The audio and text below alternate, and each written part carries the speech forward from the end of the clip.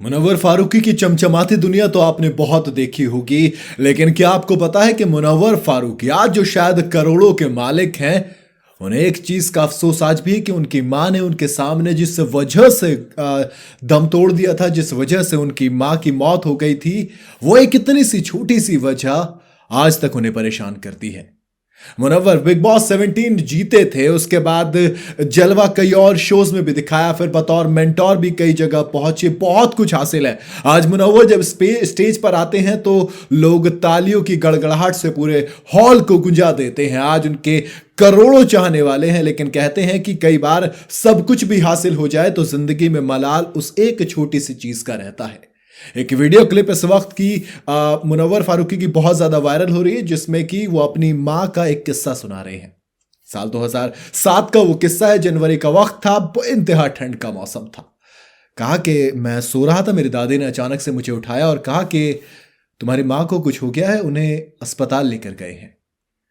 ये बात सुनकर मुनव्वर फारूकी का दिमाग एकदम से सन्न हो जाता है और वो फौरन उठते हैं और दौड़कर कहा कि हॉस्पिटल जो था घर से वो करीब 10 मिनट के डिस्टेंस पे था, अगर आप रनिंग करते हुए जाओगे। तो मैं माँ के बारे में बताया तो मैं बहुत तेज भाग के पहुंचा तो देखा कि इमरजेंसी वार्ड के बाहर में बेइंतहा भीड़ लगी हुई है। मैंने जाके देखा क्या हो गया, तो बताया गया कि माँ के पेट में बेइंतहा तेज दर्द है और इसीलिए उनको इमरजेंसी में एडमिट कराया जा रहा है हॉस्पिटल में। कहा थोड़ी देर बाद पता चला कि मां की मौत हो गई है। अब अचानक से इस एक झटके ने मतलब मुनव्वर फारूकी को बुरी तरीके से तोड़ कर रख दिया। लेकिन उससे भी ज्यादा खतरनाक क्या चीज थी, वो वजह जिसकी वजह से उनकी मां ने दम तोड़ा। पता चला कि किसी ने किसी से कर्जा लिया था 3500 रुपए का। कितने रुपए? 3500 रुपए 2007 में।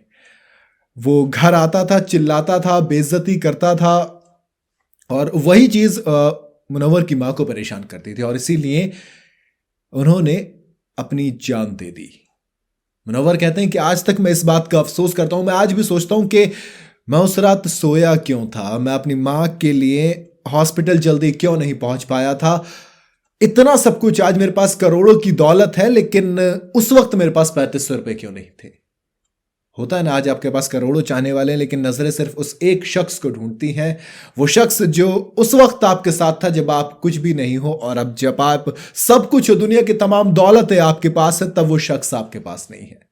मुनव्वर फारूकी के बारे में अक्सर एक चीज बड़ी वायरल होती है कि मुनव्वर फारूकी वुमेनाइजर हैं, इनकी एक साथ इतनी सारी गर्लफ्रेंड्स रही हैं, कभी बदनाम करने की कोशिश की जाती है, बिल्कुल अपोजिट साइड दिखाई जाती है। लेकिन एक मुनव्वर फारूकी और भी है जो दुनिया के सामने नहीं आता, एक मुनव्वर फारूकी और भी है जो कहीं छिपा छिपा सा रहता है, एक मुनव्वर फारूकी और भी है जिसकी एक दर्दनाक कहानी भी है।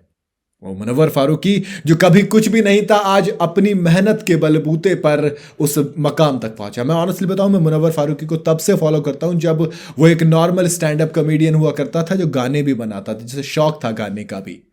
हालांकि मैं हमेशा कहता हूं मुनव्वर फारूकी के जब से वो जेल वाला कांड हुआ तब से वो असली मुनव्वर फारूकी नहीं रहा है, वो बदल गया है। उससे पहले वाले मुनव्वर फारूकी का मैं फैन था, अब मैं नहीं हूं, बट स्टिल ये एक बात जो उनसे कोई झुटला नहीं सकता कि मुनव्वर फारूकी जो कल कुछ भी नहीं था, अपनी मेहनत के दम पर, अपनी बलबूते पर वो आज इतने लोगों के दिल में पहुंचा है। ये बात हमेशा काबिल तारीफ रहेगी। और जिस चीज की कमी खल रही है उस चीज की कमी ऐसी है कि दुनिया में कोई भी चीज, कोई भी दौलत, कितनी भी दौलत हो, शोहरत हो, सब कुछ हो, लेकिन उस एक चीज की कमी कोई पूरी नहीं कर सकता।